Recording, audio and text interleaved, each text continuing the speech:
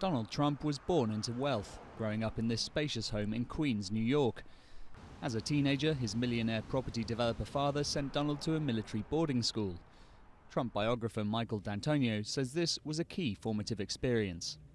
Donald was shaped by these very aggressive, hyper-masculine men who believed that might made right and that life was a matter of hierarchy.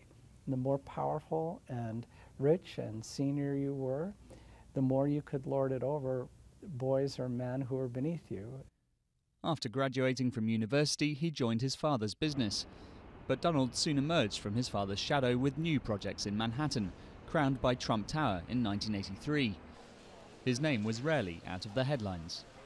He's presented himself as stronger than a person could reasonably be, richer than he was, more successful, more brilliant, and it was all promotional. So when it came time to practice politics, it was natural for him. In the 90s, Trump's business luck almost ran out. His airline went under, as did his casinos in Atlantic City.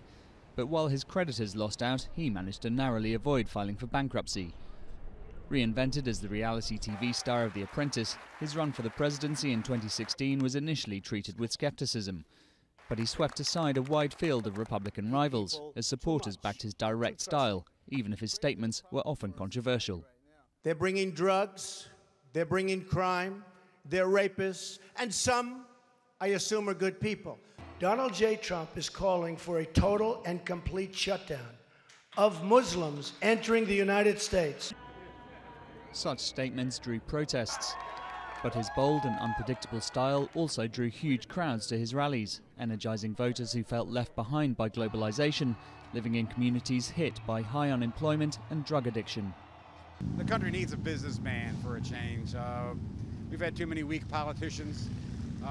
We need somebody who's going to straighten the country up, who knows business, not how to get along with everyone. I find it inspiring because he speaks from the heart, he speaks the truth. He says it the way it is. Trump's shock victory saw him win majorities in key states, even though he gained fewer votes than his rival Hillary Clinton overall. US intelligence agencies have since assessed that Russia worked to aid his candidacy, a claim Trump has dismissed. If Putin likes Donald Trump, I consider that an asset, not a liability. Since his election, Trump has communicated mainly via Twitter, and his tweets now have the power to move markets. He's used them to pressure car makers to move production to the US and to threaten aerospace companies to lower their prices for government contracts. As Washington prepares for the inauguration, many of Trump's policies lack detail, but he's made clear that jobs are his top priority and that he plans to use protectionist and populist methods to create them.